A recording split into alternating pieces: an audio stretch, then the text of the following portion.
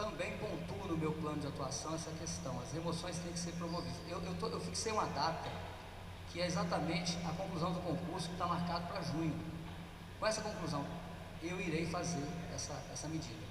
Agora, a gente tem que entrar lá, tem que se deparar com a realidade que se apresenta. Eu tenho conhecimento aqui que até a Priscila me falou que já existe um questionamento perante o atual defensor público geral. Me comprometi com ela sobre a questão da titularidade. Nós temos defensores estáveis e titulares há 3 anos. Então, é uma questão preocupante que temos que analisar. Ok. Doutor Jefferson? Sempre defendi e defendo remoções periódicas. Quanto à promoção, acho também que se houver vaga, tem que promover. Tenho ciência de que um grupo de colegas estão ansiosos para serem promovidos, querendo se titularizar. Acho que eles têm o direito de fazer isso.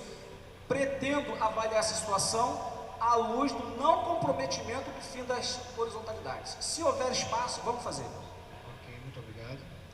Vamos então à segunda pergunta, que será respondida pelo doutor Severino. Pergunta de número 4.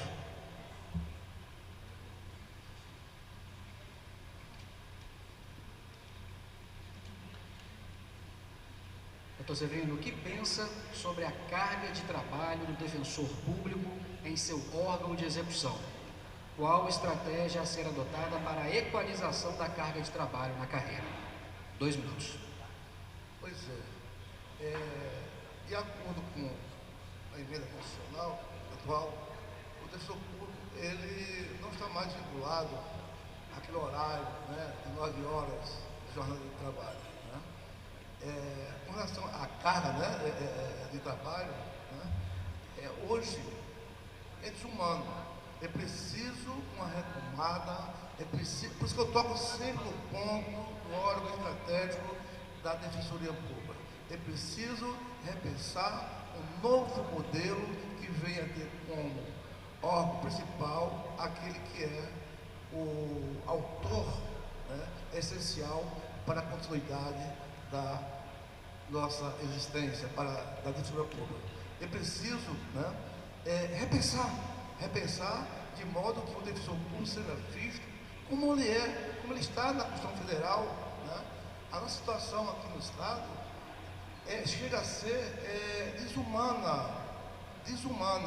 É preciso ver o defensor na qualidade de elemento essencial, né? Que possa ter o respeito mínimo de dignidade como profissional, como defensor público.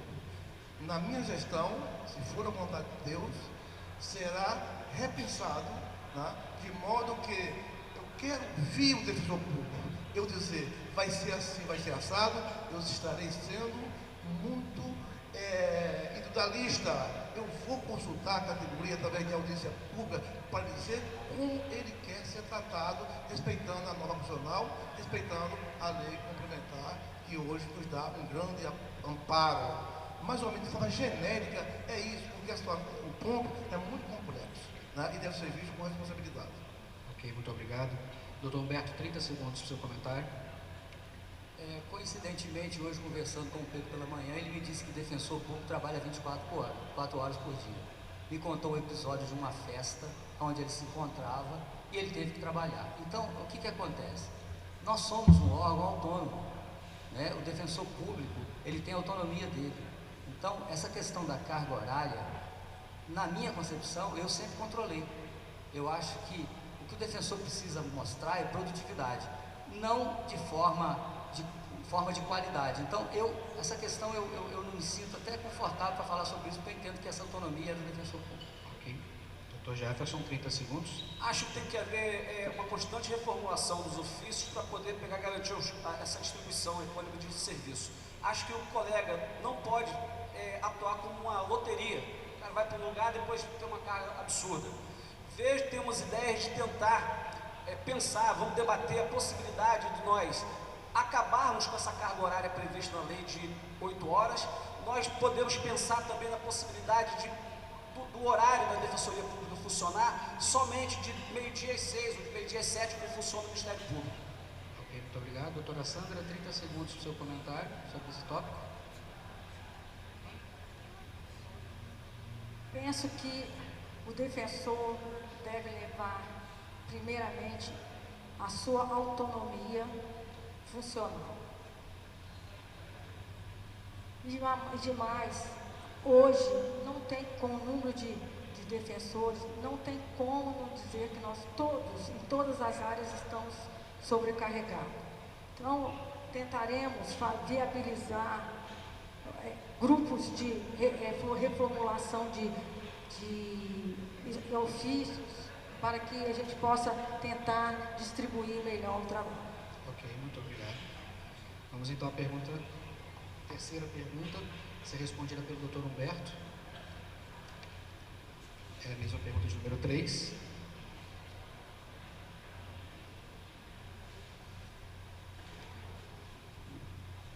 Dr. Humberto, o candidato acha importante a existência dos núcleos especializados?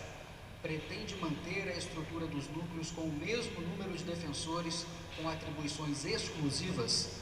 Existe alguma área de atuação da Defensoria que pretende priorizar? 2 minutos. Nessa questão, eu me sinto até com propriedade para falar, porque acho que todos sabem aqui, eu fui um dos idealizadores desses núcleos. O núcleo de presos provisórios, que eu tive 6 integrantes, a portaria foi elaborada por essa equipe com um perfil para atender todo o Estado. Eu estive esses dias conversando com o pessoal do núcleo, cheguei lá e fiquei até um pouco entristecido, porque hoje o núcleo de presos provisórios só tem 3 integrantes. Então a estrutura do núcleo para 6 hoje está com 3. O que a gente precisa fazer? Eu pontuo em minha fala e em meu plano que a gente não pode modificar a estratégia de forma abrupta. Imaginem só, a cada assunção chega um defensor público novo e fala: hoje eu vou revolucionar a defensoria pública e a partir de agora eu vou abandonar todas as estratégias existentes. Eu sempre fui contrário a rupturas bruscas e vou manter coerente nisso. Então, o núcleo, ele é estratégico, ele precisa ter a dedicação exclusiva. Então, não vou mudar meu perfil de defensor público. Eu conversei, a questão fica assim, tem que ser respondida, mas os próprios colegas que atuam no núcleo, os próprios colegas que atuaram comigo, eu estou vendo aqui o Rafael Amorim que está presente, não vejo Vivian, a Aline, Laira está presente também. Então, as pessoas sabem que o meu perfil é um perfil, e aí a gente tem que se, nesse sentido, a gente tem que se reportar também lá o diagnóstico da Defensoria Pública, que coloca, que pontua como estratégias prioritárias a tutela coletiva. Então não há como abandonar, num questionário respondido por todos os defensores do Estado, do país, aqui no Estado, 144 pessoas responderam, 80%, colocaram como prioridade. Então é uma prioridade nacional que a gente tem que respeitar. 30 segundos, Dr. Jefferson. Os núcleos são importantes órgãos estratégicos. Acho que a gente tem que divulgar mais isso para poder a gente se capitalizar politicamente, poder trabalhar, né, até o orçamento.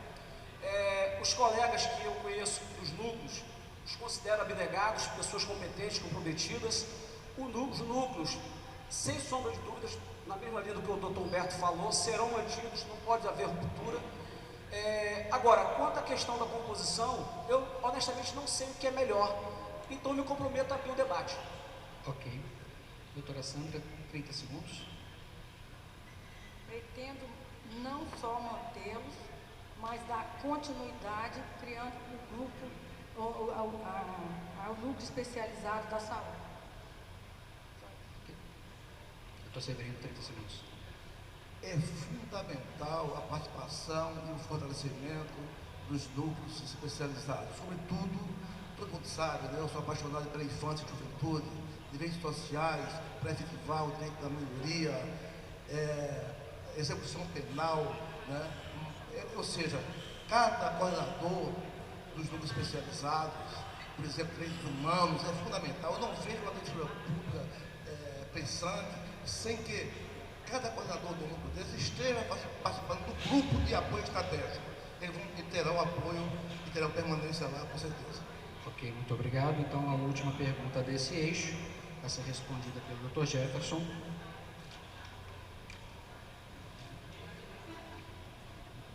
O candidato pretende titularizar os defensores substitutos? Qual o prazo para titularização e quantos defensores substitutos pretende titularizar? 2 minutos. Dei essa resposta ainda há pouco. Entendo que hoje os defensores, aliás, só para poder rememorar, eu, por ocasião do conselho, eu me posicionei contra, só para poder ter generalidade, me posicionei contra, entendendo que a administração não poderia ficar sem substitutos. Mudei meu pensamento. Por quê? Porque de lá para cá houve um fato novo: os colegas implementaram, ultrapassaram o estágio probatório, e eu acho que os colegas não têm que ser penalizados, né? E não ser promovidos simplesmente porque, né, a administração hoje está com essa sinuca de bico, não está querendo mexer no valor, no aporte orçamentário que poderia nos proporcionar o fim das horizontalidades. Eu não sei exatamente quantos colegas estão nessa situação, tenho informações assim por alto de que são cerca de 30. Acho que poderia fazer isso sim. Não quero ser irresponsável, vender facilidade, dizendo que vou promover todos, porque isso nós temos que chegar lá, tomar pé da situação e agir responsavelmente. Eu disse também que, estou falando isso nas minhas respostas ao questionário, eu digo que a administração hoje dá um óbice dizendo: poxa, eu preciso para uma função estratégica. Mas não, isso pode ser resolvido facilmente com o critério objetivo que hoje é utilizado. Você pega, disponibiliza determinada função, determinada vara que precisa ser utilizada, abre aquele espaço e o colega se candidata e vai ser escolhido de acordo com o critério de utilidade. Então eu quero tranquilizar os colegas: podem me cobrar na primeira hora essa providência, só não vou ser aqui dizer quantos. Ok, muito obrigado. Doutora Sandra, 30 segundos para comentar o tema.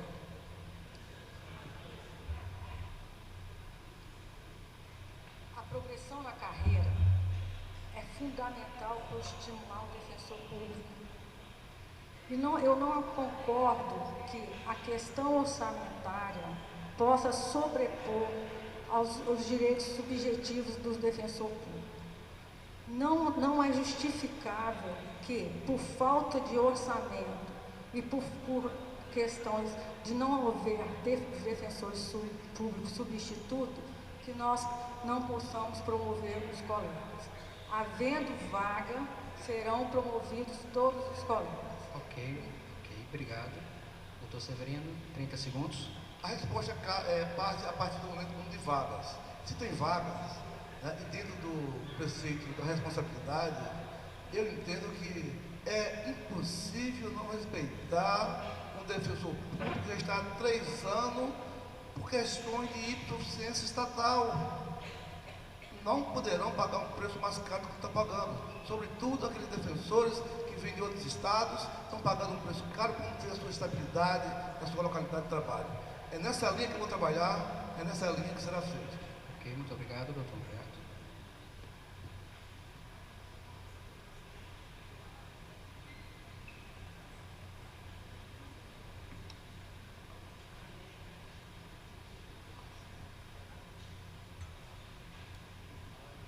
Pode ir.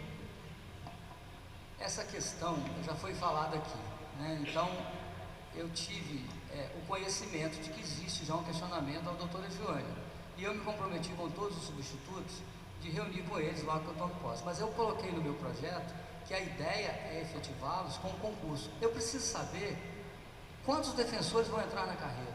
E aí a própria Priscila me disse que ela está sugerindo um mínimo existencial. Então nós vamos trabalhar isso, vamos convocar os colegas para deliberar sobre essa matéria.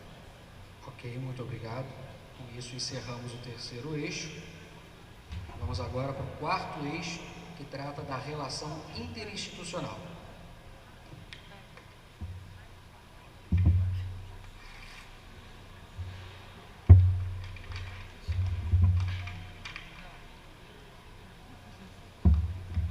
Lembrando que agora começa a ser respondido pelo Dr. Jefferson.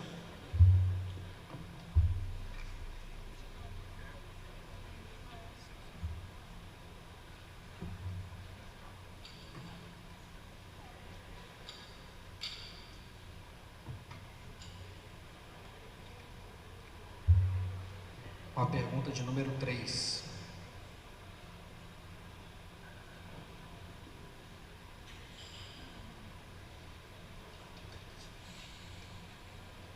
Dr. Jefferson, qual a estratégia que acha mais interessante para se buscar o aumento do orçamento? 2 minutos. Veja bem, todos nós aqui vamos admitir, que a relação com qualquer outro poder ou órgão deve ser a melhor possível, sempre baseada no respeito. Mas esse respeito tem que ser recíproco. Nós temos que dar e eles dão para a gente também alguma coisa. Nós não podemos formar parcerias com via de mão única, onde só a gente contribui. Nós temos que trabalhar sempre buscando esse retorno. A estratégia que eu fiz dei uma longa resposta ao questionário que os colegas receberão, mas em suma, eu entendo que, por exemplo, na Assembleia, nós temos que ter um órgão que acompanhe constantemente todos os projetos de lei que tramitam na Assembleia. Nós, defensores, temos que nos interessar não só por matérias que digam respeito a nós. Nós temos que, através desse interesse, ir até a população, esclarecer a população. Com isso, nós vamos incomodar. E essas pessoas, os políticos, vão nos respeitar. Nós temos o poder de influenciar a população. Então, nós temos agora, o ano que daqui a 2 anos, tem eleição. Nós temos que nos unir, temos que cada um de nós nos tornar um político. Nas suas bases, lá na base eleitoral de cada deputado, nós temos que pegar e dar um retorno para ele. Eu tenho uma coisa uma ideia para poder, a curto e médio prazo, melhorar o nosso orçamento, seria através de parcerias com o Judiciário, para ele poder nos ajudar a convencer o Executivo a aumentar a base de cálculo do FADEPS, que é a nossa principal fonte de receita, para fazer incidir também sobre as custas processuais. Isso significaria cerca de 30 milhões